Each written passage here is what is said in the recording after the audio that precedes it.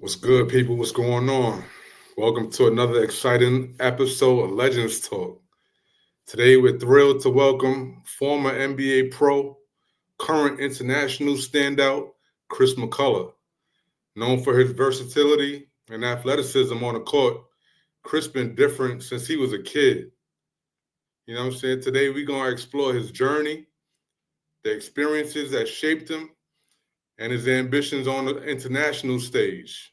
Get ready for a deep dive into the life of a true New York City basketball success story. Join us as we welcome Chris McCullough to Legends Talk.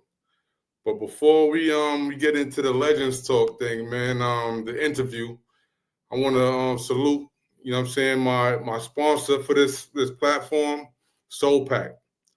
You know what I'm saying? By now, y'all know what Soul Pack is, man. You know what I'm saying? Soul Pack, one of the hottest bag companies around. Make sure you go get yours.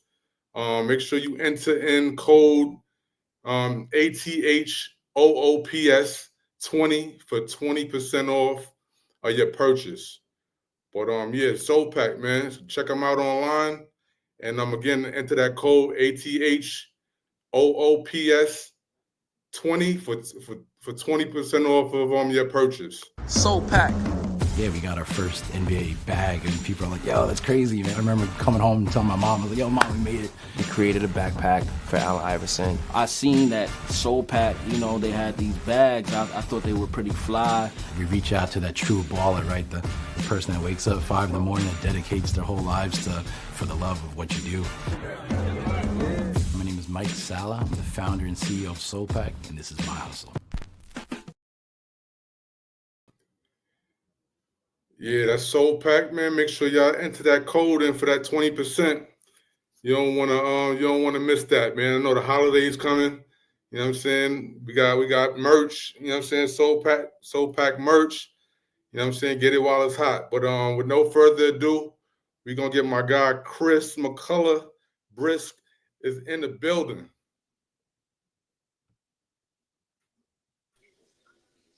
Yo, Yo, you hear me? what's going on, champ? How you? I'm Gucci. Word. I appreciate you for jumping on the platform. Thank you, man. I know you're a busy dude. You know what I'm saying? We're gonna get right into it if you don't mind. Let's do it. Word, man.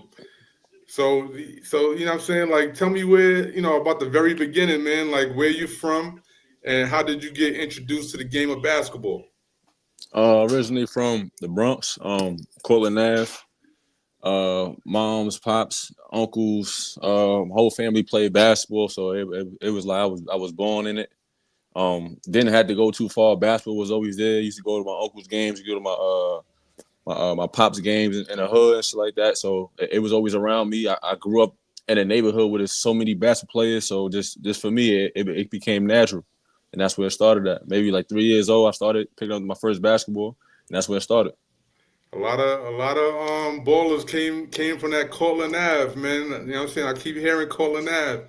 I got family out there too. Shout out to the whole Cortland Ave. You know what I'm saying? Y'all doing your thing. Trying, we on the map though. Yeah, definitely, man. But you know what I'm saying? Since when you was a kid, like when did you start to realize that you was different, man, and that basketball was gonna be the thing that was really gonna take you, you know what I'm saying, take you places. Shit, I didn't realize. I mean, I always knew I had like a gift, but I was always taller than everybody, so the game kind of came easy for me. So I really didn't see it back then. But as a kid, that's everybody's dream. I want to go to NBA. I want to go to NFL. I want to be a pro. That's always a lifelong dream. But it ain't really hit me until maybe my second year in high school while I'm at Salisbury. Then my game picked up. I was more athletic. I was getting a lot of recognition in the nation for being one of the top ranked high school players, and that's when it all started right there. I think I went to that summer I went to 5-star camp, and then I went to hoop group camp right after, and I played very well in that. And then my name just started buzzing, and that's when it jumped off. Right. So for those people that don't know, Chris went to Salisbury School up in Connecticut. So I also went to Salisbury. I don't even know if you remember. No. Yeah, I knew this already. I've been through this. Yeah. So you know what I'm saying? Definitely. I remember actually going up to school. I think I was, I'm an old head, so you know what I'm saying, I already had gone through college and everything. But when I went to visit the school, Ruskin, who was the coach, he was telling me like, "Yo, we got this kid, man, from the Bronx. You know what I'm saying? Like he's gonna be something."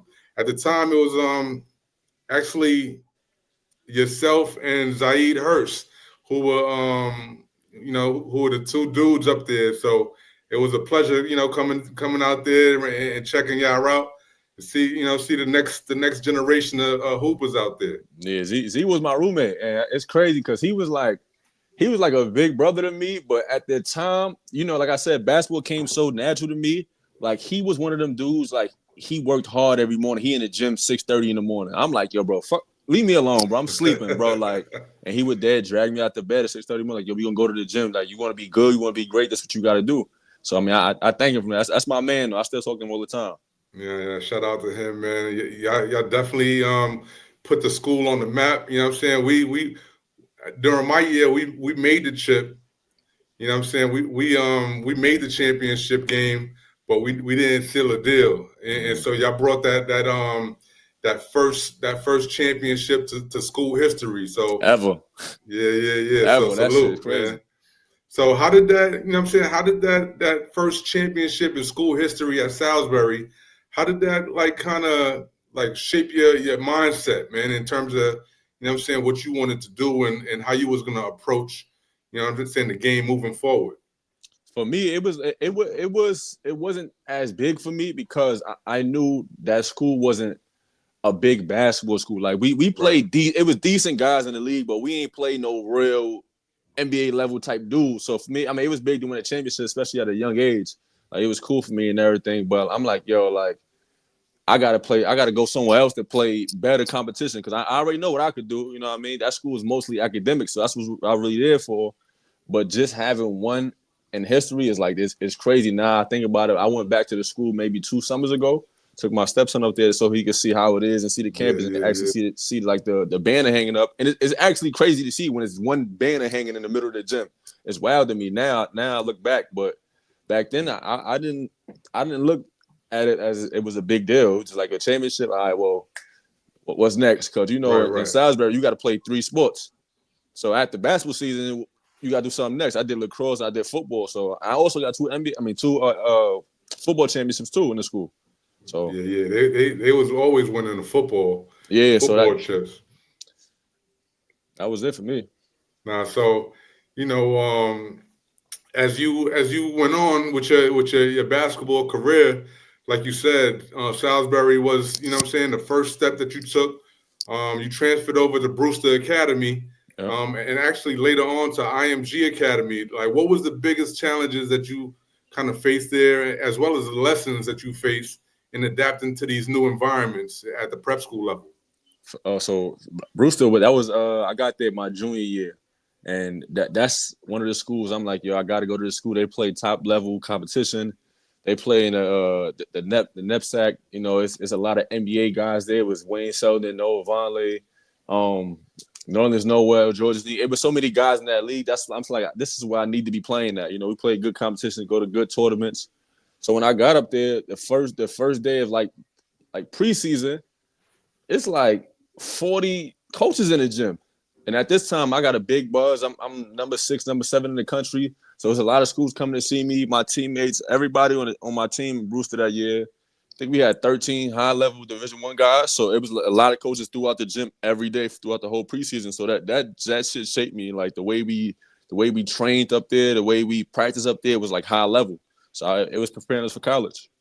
Right. So, you know what I'm saying? That definitely prepared you. As you grew, as your name grew, I'm sure the recruiting started coming, you know what I'm saying, like kind of heavy for you. Like ultimately you went to Syracuse, but what other schools, you know what I'm saying, what other schools were in the running during your time of, recruitment?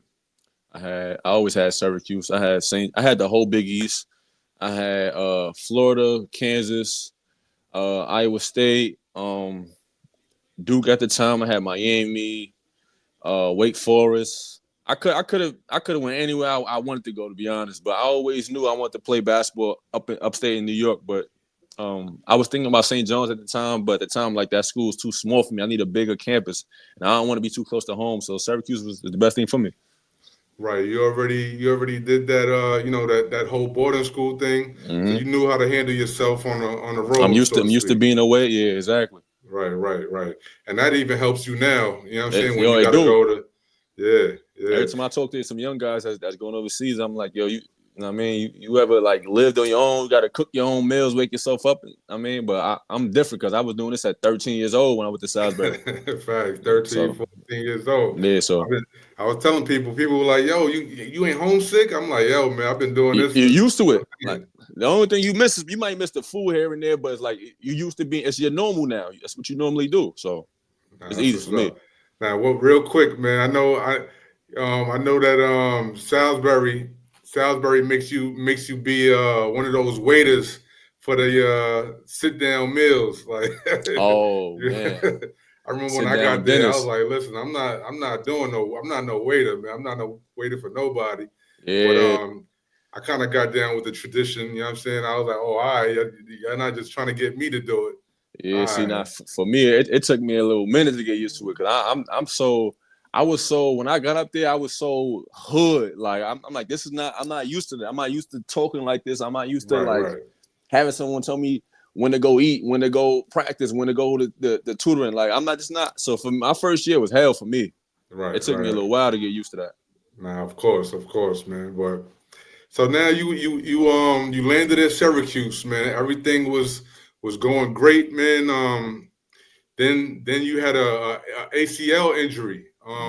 Right? What mental challenges did you face during your recovery from that ACL injury, and how did you stay motivated during your return on the court? Yeah, at the time when it first happened, we was playing against Florida State, and that game I kind of started off. I started off high. I hit like my first 4 shots before it happened like maybe 14 at like 14:07 during the game first half. So it happened kind of early, but at that time I had no idea what ACL was. I never heard of it. I didn't know what I thought I blew my knee out, so I didn't really know what to think of it. And then when I got the MRI, they finally told me like, yeah, you tore your ACL. You're gonna be out a whole year. You got to get reconstruction on your knee. But you young. You're gonna go through it. You're gonna go through the challenge, but you're gonna be back even better and stronger next season. So my whole mindset was just like, yo, let's whatever I gotta do. Let's get through it. Let me get the surgery ASAP. Let me start rehabbing so I can get myself back. Then now I got the thought process of going back to school for my sophomore year. But in my mind, I'm like, yeah, wherever I go back to school my sophomore year and I'm not ready to play until almost the end of the year. Now I come back for a junior year. I'm like, yo, my plan wasn't to be in school for that long. So I had to go while my name was hot into the draft. Right. So now you after declaring for the NBA draft that year, man, while you were still kind of healing up from that injury, was that, what was the decision making process for you? What factors did you kind of weigh? Like, was it just like, yo, I just got to go while my name is hot, or was there more like, I got to get my family, out of the situation they in, or you know what I'm saying? What other factors kind of weighed into your decision? Well, it not really. I won't say family for real, but at the time it was like my name was at one point in time I was perceived to be a lottery pick, so I knew I was going first round anyways. But after I got hurt, like a month after that, every week I dropped down in the rankings, just drop down.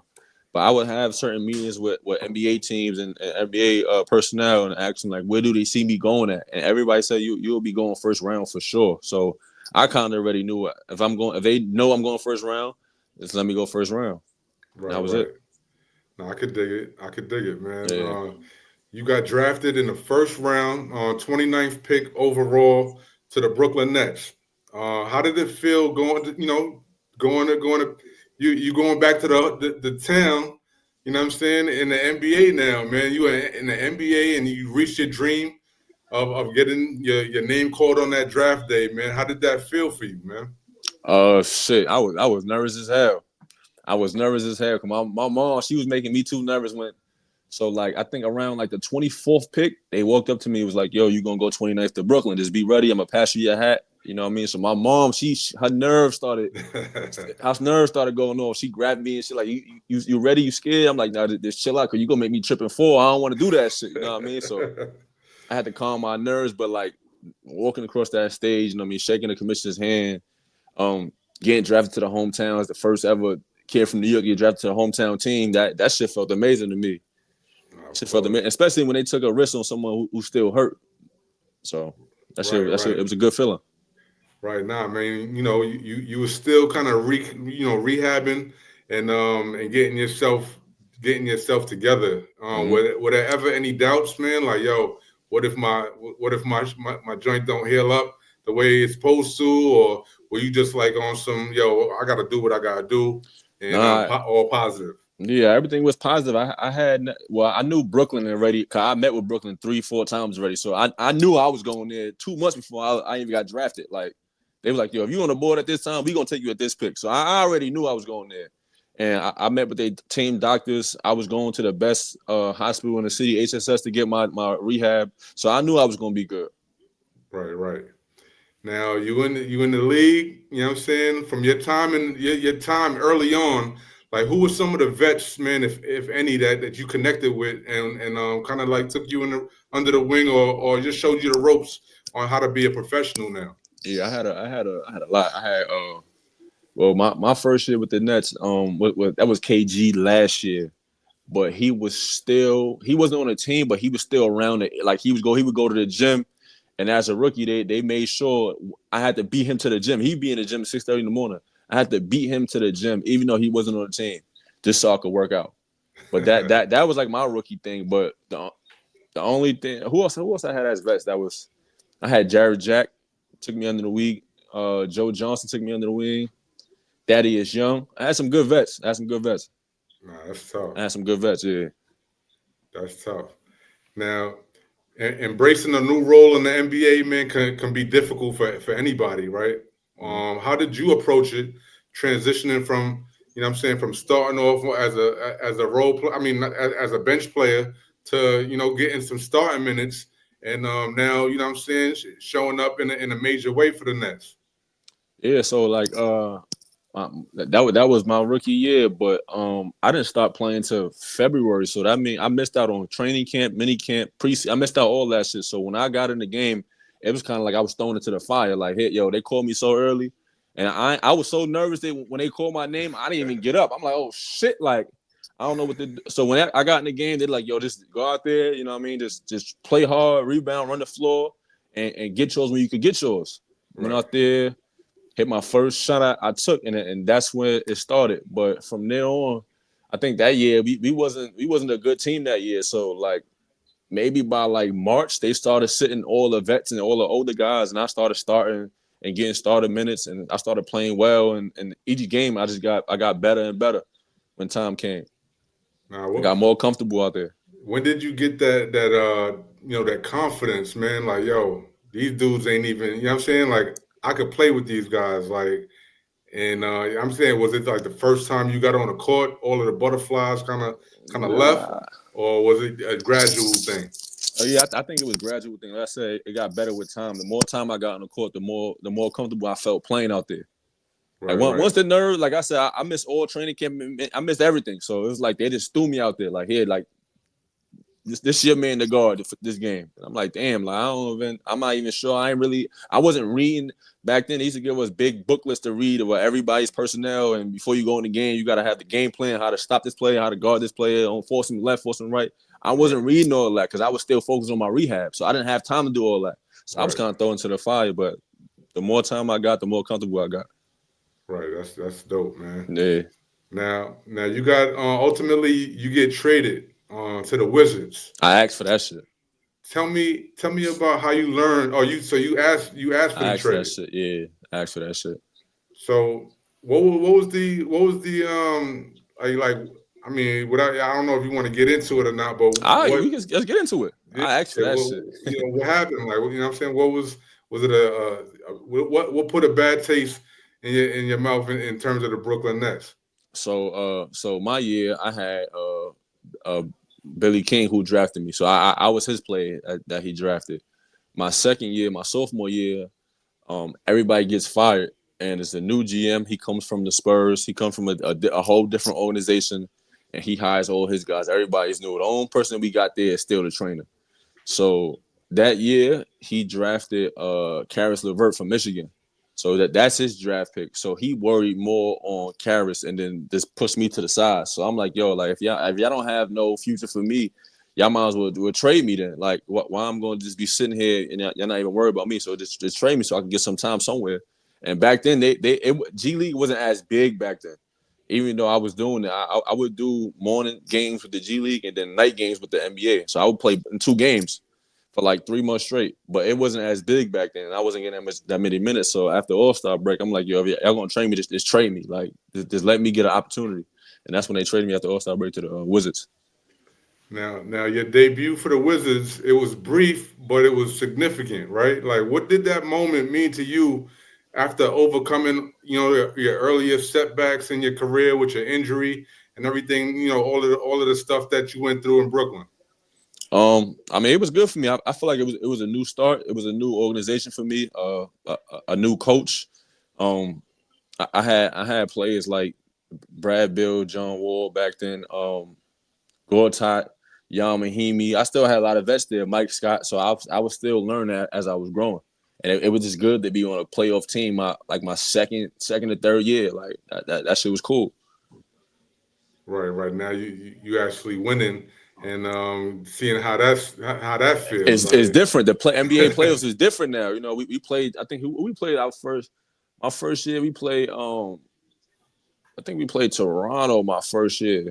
We played Toronto the first. We played Atlanta the first round, then played Toronto, lost to Toronto. Then my second year, we ended up playing Boston with Isaiah. What's his name? Little short nigga name again? Isaiah Thomas. Yeah. Isaiah Thomas. He had like 57 on us in the playoffs. That shit was different. That shit was different. He had like 57 on us. Yeah, 57 on us. Hey, you saw it up close and personal. Yeah, that shit was different. So as any NBA player would know, you know what I'm saying, that the game comes with its ups and it comes with its downs, right?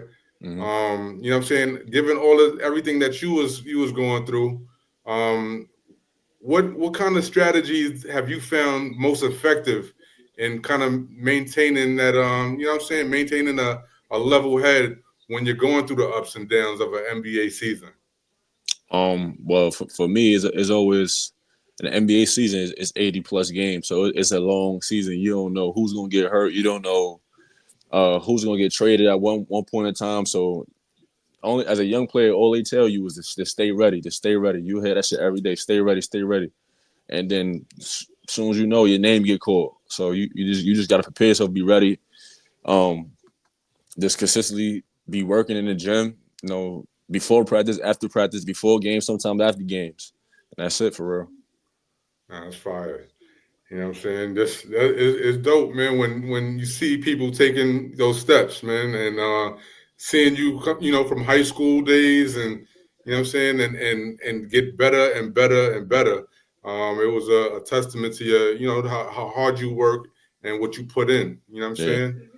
But after some G League action, you end up taking your talents overseas to China, I believe. Yeah. Now this marked a very significant change in your career. What were your expectations going into that opportunity in China? Shit, the money, yo. That back then, the money was good back then. I'm not gonna lie, like the money. I got that. Honestly, I was on Detroit at the time. I was on Detroit. I was at training camp with them, and the coach and the GM having meetings with me. They telling my agent I'm the best player behind Blake Griffin this year. They might have a spot for me to sign me. So I'm thinking everything good. And at the time they had a guy named, remember John Law? Yeah. They had John Law was there, but he was hurt and he's supposed to be out for the year. So they were like, yo, you're gonna come in and you're gonna replace him for the year or whatever. So I'm thinking everything all good. And the last day of training camp, he's out there, he's practicing, he's running 5-on-5 with us, he's playing, but they telling me he's out for the year. So I already seen it coming. So I'm like, yo, if he's gonna be here, there's literally there's no room for me. So like, you know what I mean? I got a deal in China. It's good money. I'm just gonna take it, and they let me go. So went to China that year. I signed a big deal in China. and it was kind of like I was still getting NBA money. So just in China, but went out there for 2.5 months, and it wasn't what I thought it was going to be. And I only played, I think, maybe 6 games, but they paid me on my money. But I only played like 6 games, and they sent me home after that. Now, did you have any of the, the horror stories that some people go through with respect to, not even horror stories, but in terms of not knowing the language, Shit being different, like yeah. So like when that's man. I first got out there, everything. Well, when I first got out there, I was in Hong Kong for like maybe two weeks. But Hong Kong is like, it's almost like New York. So once you get used to Hong Kong, you know how to navigate. It's like New York almost. But when I got to China and I figured out how China is and how they operate, it is very different. Like they were very militant. No one. I was in a city where no one speaks English. I might have been the only black guy in that city. Yeah, it was. I was in the mountains. It was nothing to do. We had a mall, but you couldn't even you can't spend your money. You can't use no American cards. They was using a app called WeChat when you got to add money on a phone to you. They were just too advanced for me. I didn't really know much, and like food wasn't that good. I was about to ask you about the food. Like, you know what I'm saying? Food wasn't that good. My first time ordering chicken and fried rice, they gave me a bird. They gave me a bird with the head on it, with the full body, with the rice on the side. I said I'll never order that shit again. Yeah. So I had to find my own spots, but it got wild. Like, that's crazy because I asked Stephon Marbury. I was on the live with him, and I asked him. I said, "Yo, who got better Chinese food, Brooklyn or China?" He said, "Yo, Brooklyn for real." Yeah, that food out there, like, yeah, that shit. That shit different. It's different. Like, I couldn't believe they did that shit. I was disturbed. I was disturbed by that. Like, they brought the whole bird out on a plate on the side of rice. I couldn't believe that shit, yo. But yeah, besides that though, it was like they put you up in a nice hotel. I give you that 5-star hotel, but you gotta wash your own laundry. I was doing my own laundry in the tub. It's just different. It's just different. Hey, yeah, it's a different life. You gotta earn that money on over there. Yeah, it's different out there. But all my other experiences in Asia have been good. Yeah, you played in a number of leagues overseas. Yeah. From Puerto Rico, China. You went to the Philippines. Which was your favorite stop along the way, and why? My favorite stop was the Philippines. Philippines is they all about basketball there. Like, the basketball world over there is bigger than what I would ever expect it to be. And like once I got there, they welcomed me with open arms. I came in there from, I think the team was down. The team lost like 5 games in a row.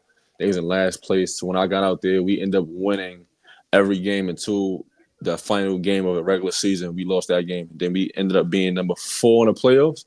So we had home court advantage, and I ended up winning the championship out there. So my name was like stamped from just doing that. And then the team I played on is like the Lakers out there. Like, they got like 40 championships. So it was like a well-rounded out team. I messed well with them. I messed well with the organizations. The fans welcomed me, and it was good out there for me. Like, everything I could ever imagine out there was good, solidified. That's fire. Yeah. Hey, you said you solidified yourself with that championship. Yeah, 100%. I'm solidified out there. I go out there. I was just out there this summer, and like, I'm walking the street. Like, it's hard for me to even walk the streets because I'm so big out there that sometimes you need security out there. But it's cool to see though. Like, it's nice out there. It's good. Yeah. You get that fan love. You know what I'm saying? Yeah, that shit crazy out there. Now, throughout your entire journey, man, like, how have you managed to kind of maintain your confidence and your motivation during the periods where you're not sure what's going to happen? You know what I'm saying? You may be re-signing, maybe not. Am I going? You know what I'm saying? Am I going to do well? You know what I'm saying? Like during them periods of uncertainty, how do you keep that confidence and motivation up? Yeah, the uncertainty I never really had to go through. I only went through that once. The last time I tore my ACL meniscus, I had 3 knee surgeries. I don't know if you know, but I tore my shit maybe 2 summers ago. That's the only time I was kind of uncertain about myself. Like, damn, I don't know if I'm gonna be back to what I just was. I feel like I was at my prime at that time, but how much better can I get now when I'm getting older? You know. Besides that, and this year being the only year that I've been. This the longest I've been home so far. But besides that, I never really had to deal with that. I always knew where I was going to go. I always knew the money I was going to make. I was even signed for 2 years. I was doing 2-year deals, so I was really locked in for real. Right. Now, I'm assuming that Jim Boeheim is probably one. I think I saw a post that said, he was probably one of your most, your Toughest favorite coaches. or toughest or one of your favorite coaches, right? Yeah. But like, what was something from Jim Boeheim's, one of his valuable lessons that kind of stuck with you in your mind, and you're able to, kind of revisit that as you move along with your career. Shit, he was just a tough like he just him. Like, you gotta be one of the ones that play for that type of coach. Like, he's a Hall of Fame coach. Everything is real old school. He ain't there for the bullshit. If you don't listen to what he got going on, he gonna sit your ass, or you ain't gonna play. He gonna play just 6 guys. So you really gotta be locked into what he's saying with his methods and his coaching methods. But he just always said, like, no matter what's going on, just go out there and play hard. And if you fuck up on defense, just make sure you get back down court. You turn the ball over, just make sure you get back down court. So whatever I do, anytime I turn the ball over or I fuck up a play, I just try to always run back down court. You know what I mean? He always told me, like, NBA scouts, they want to see you get back on defense. They want to see you how you react to certain situations. Just make sure you always run back. And I just kept that with me.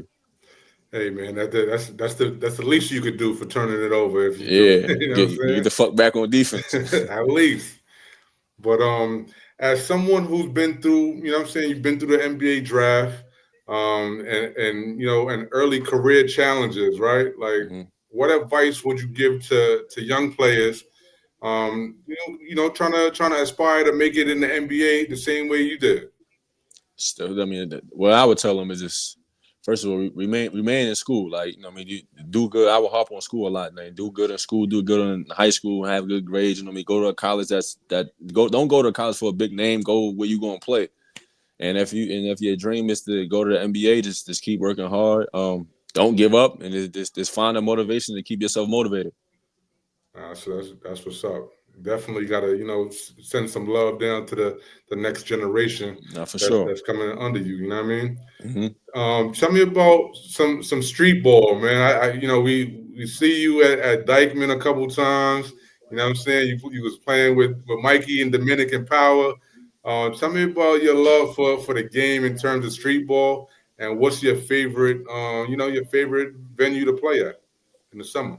Shit, I mean, it used to be playing Dykeman, but for me, they got watered down from the past years, and it's not really exciting no more how it used to be when they had like Team Nike back in the days playing and shit like that. So I gave that up. Like, I don't know. I feel like I grew up playing street ball for so long. There's nothing for me to prove in street ball. Every time I played, I always bought a couple NBA guys to play with me alongside, so I don't have nothing else to prove. So I stopped playing street ball maybe 4 or 5 years ago, and I haven't played yet. The last thing I played in was what I played then. It's a tournament in the city at this college. I forget the name of it. The Nike tournament in the city. I forgot the name of it. And I know you always showing love. You'll pop up at Hoops here in the and there, Sun, yeah. Here and there, I pop up, but I barely go to the games no more because it's not fun no more. Like, I don't know. Yeah, it's not what it used to be. Nah, I could dig it. You know what I'm saying? I agree with that. You know what I'm saying, to an extent. Everybody back in the days, man, like, you know what I'm saying, a few years, even 10 years ago, it was just crazy out there. You know what I'm 10 saying? years ago, I was suiting up with Uwe. This the, you know what I mean? Like, the feel for that was crazy. Like, they had big time names coming playing and shit like that. People dunking. You don't see nobody dunk no more in Dykeman. Everybody doing all these layups. I don't want to be there for that. That shit is whack. So I don't even go no more. But I mean, South to the street ball, like, it always been love since I was younger. But I gave that up a long time ago. Back in the day, when you were even before your prep school days, did you play like AAU with any squads or? Yeah, I used to play with I used to run with Gauchos for a little bit. Then I went to Metro Hawks, and at the Metro Hawks I played with Team Scan. Or I think I remember you playing with Scan for a little bit. Yeah, they PSA Cardinals. Now I don't like the name no more, but yeah, back then it was Team Scan. Right. Yeah. Now, for somebody that's transitioning between teams or transitioning between leagues, it could be very challenging. Mhm. How did you, adapt to the different playing styles and cultures during that period that you was moving around? For me, it always came easy for me. I'm a likable guy. Anywhere I go, it's easy for me to adapt to learn the culture and especially when you go play in certain countries and especially Asia, it's hard to speak the language barrier. But if you want to learn the culture, that's the best thing that you could do out there is get in tune with the culture, step outside your comfort zone, learn the language a little bit, and build the connections. That's all I do. I build connections everywhere I go. Like I said, I learn the language, and it helps me in the long run. Now you said you still playing. You about to pack up and get out of here in a couple of days. Yep. Where you going, man? Where you going? Where you going and what league? It's called the IBL. IBL's in Indonesia Basketball League. I'm gonna be playing in the BCL. BCL is a league for like all of the top Asian teams. So I'll be playing against teams from Philippines, Korea, China, and places like that, Taiwan type teams. So it's gonna be some good competition out there. Now let me know, man, because I know you played a lot of international ball, man. Did the international level of play, did they catch up to us, or is it just something smoke and mirrors that people see on the on TV? Nah, some places I'm gonna give it credit when it's due. Some places, like especially Europe. Europe is different. Europe is like one of the closest things you're gonna get to like NBA style basketball. But in Asia, it's certain places like Japan. Japan, they're very good in basketball. Philippines is very good in basketball. Filipinos, they come from the West Coast. They from Cali and stuff like that. So they just like us. They know the game. So they got good basketball. Taiwan is getting bigger with their basketball. Who else? Korea always been good on the international team. So I mean, there's a lot of places. It's definitely grown in Asia for sure. Like, is it one of those leagues that or like you said, Taiwan and these places, like, there's always that person saying, yo, I could go suit up right now and get 15. Or you know what I'm saying? Like, is it one of Some those that type of places or I mean, it depends what league it is. Like in some top leagues, there is guys that can play in the NBA and go do what some of these guys are doing out there. I'm not gonna say it's not. It's some guys out there that could definitely do that for sure. But NBA is only 60 jobs a year with new rookies coming in, and they don't NBA don't really take a lot of old guys anymore. So you got to make your money elsewhere. That's right. all. Yeah, you got to go get it. You got to go find your opportunities, right? That's all it is. Now, what have you learned about yourself, man, as a player and as a person from your experience in both the NBA and international basketball? Well, that shit with the NBA to international, I feel like my game took off once I went international. To be honest, from being a role player to being a player who always got the ball in his hands to actually being a scorer and figuring out my positions and spots on the floor where to score the ball at. My game grew a whole. I didn't think I was going to actually be at this level right now. What I mean, I always knew I was good, but I didn't think my game would be so easy. I was so used to playing the four and the center, and I transitioned to when I got to the NBA. I mean, I got to overseas and to being like a 1 through 4. So it's Right. kind of different for me, but I just try to get better at anything I could with my game. Just keep working. Now, do you feel like you could still be able to contribute on an NBA team 100%, right now? 100%, 100%. So what do you think is some of the barriers? I know a lot of politics get involved with with the limited amount of jobs that they do have, but what are some of the things that get in the way of a talent like yourself? What I'm saying, having to go overseas or whatever the case may be instead of playing right here in the NBA. So for me, I always have these talks. For me, I just feel like with my situation at my age now, even though I still know I could play for sure, and people still tell me I could play for sure on the NBA team, I could give some type of team help. Is this too much going into it? Like you gotta get invited to mini camp, then you gotta play well, get invited to training camp, play well, then you gotta make the 17-man roster. After that, you gotta crack the rotation to get some playing time. But while you're doing all this, you on a non-guarantee, and the team could cut you from any time from September through February. If you make it through, they could cut you any time. Why go through the hassle of all that when you got a family to feed and your contract is non-guaranteed, where you can go overseas and get your money guaranteed? You know what I mean? That's why I don't want to go through all that. But if I didn't have family to feed, I'd have tested the waters for sure. I'd have been tested the waters. I know 100% I can still play. 100%. Right. You got that family to feed, so it's like Yeah, I gotta put something for sure on the table yeah. right now. I don't want to be doing non-guarantees and signing Exhibit 10s to be playing in the G League. I'm way too old for that now. And you want to have some fun out there too, like you know what I'm saying. Yeah, I mean, I'm cool living at age. Like I love that lifestyle. I'm good with it. Now everybody that goes out there, you know, they're leaving their family for an extended amount of time.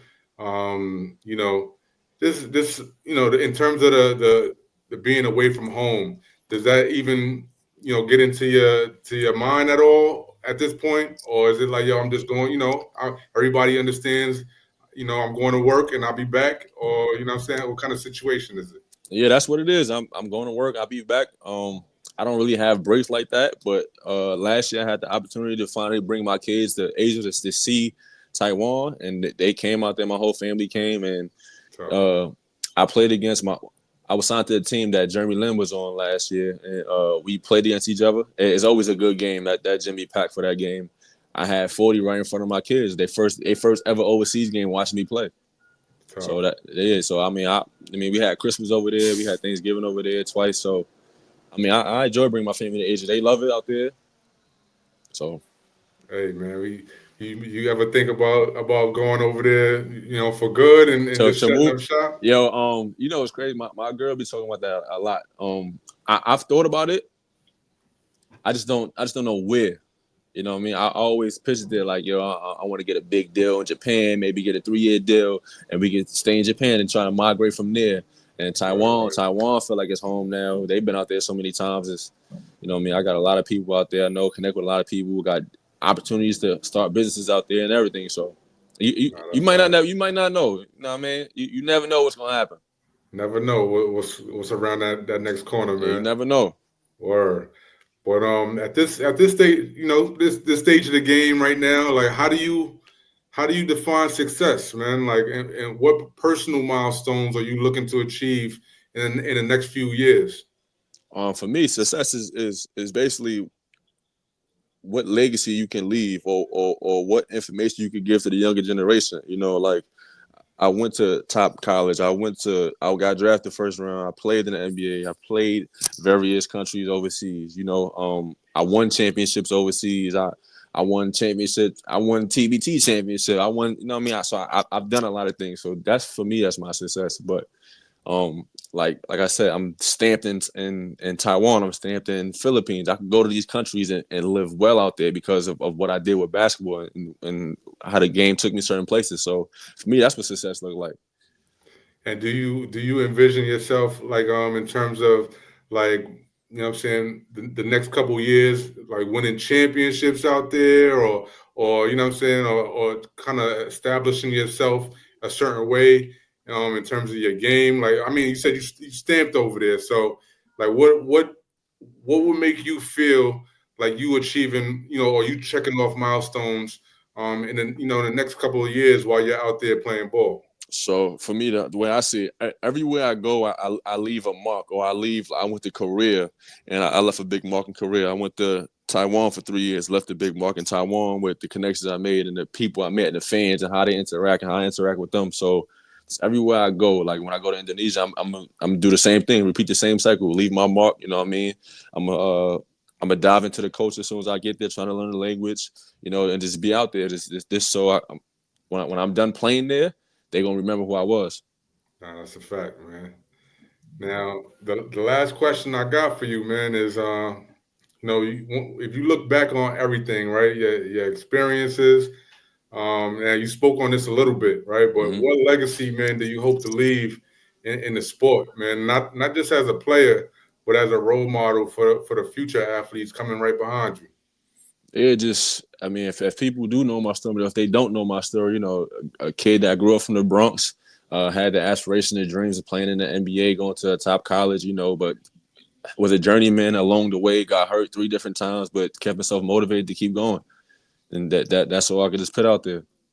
Nah, that's what's up, man. Yo, Chris, you in the brotherhood, man. So, you know what I'm saying? Like for whatever you need, man, if I could do anything. I know you got it all already, man, but you know what I'm saying? Like if you need me for anything, sure. man, I'm always here. I'm always around. You already know. Even though you got out of there, you know what I'm saying? It's still that brotherhood is strong, man. No, for sure, already. But yo, I appreciate you for taking the time out of your schedule, man. We wish you nothing but success out there, man. You know what I'm saying? Go drop a lot of buckets, grab a lot of boards, man, and then come back home to the town. Oh, that's what I do. Yeah, no doubt, for sure. man. No, I appreciate it, man. I appreciate you, man. All right. All right.